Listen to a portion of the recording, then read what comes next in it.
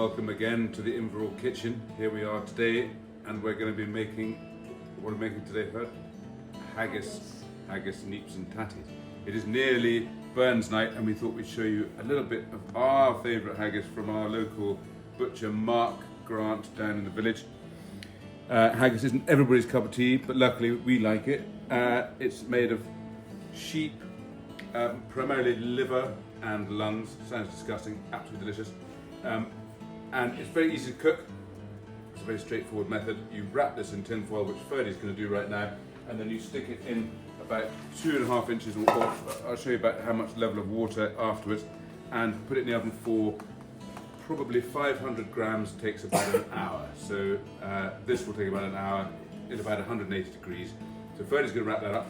But importantly, what we're going to do with this is we're going to have a glass of whiskey. My grandfather always said that you have a forkful of whiskey with your haggis. Now, this whiskey is really, really unusual. It's made by a friend of ours called Rupert Patrick, whose grandfather, great-great-grandfather even, was called James Eadie. And he invented a whiskey which is a blend using whiskey from 16 different distilleries. And his great-great-grandson, wrap that up, we've got to get weaving. His great-great-grandson, has resurrected this whiskey which stopped working inside this whisk, which stopped being made in 1940. Right, wrap that up. So we want to leave that nice and tight. Stick it in there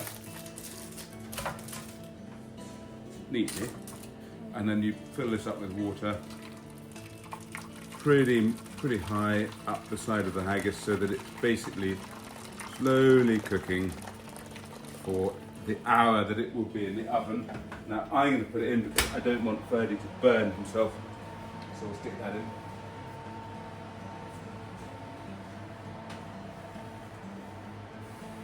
Focus it all. So back to this whiskey. Bertie, you can smell it, tell me what you think. It's a blend, but don't let anything put you off about a blend. It is the most unbelievably delicious. What do you think? What does it smell of? Does it smell young for drinking, but what do you think it smells of? Whiskey. It is absolutely an epic drink, and very, very, very worthy of going with a glass. With it, not don't drink it, but with a goes with your plate of haggis perfectly.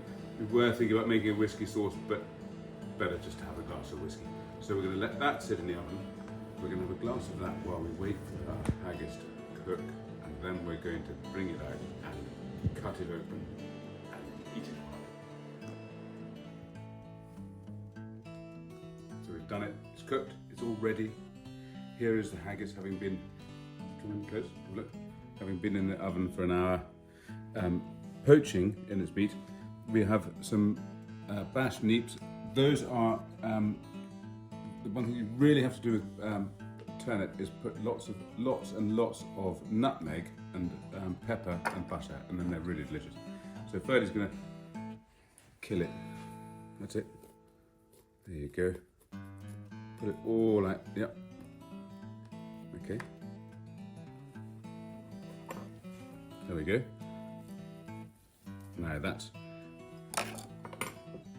absolutely perfectly steaming, rich. It is quite rich. There's no doubt about that. And it has a good warm reek to it. Put some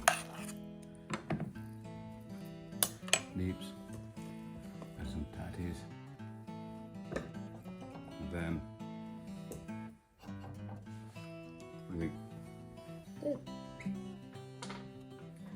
a forkful of whiskey. See? That is what you need to have on the 25th of January.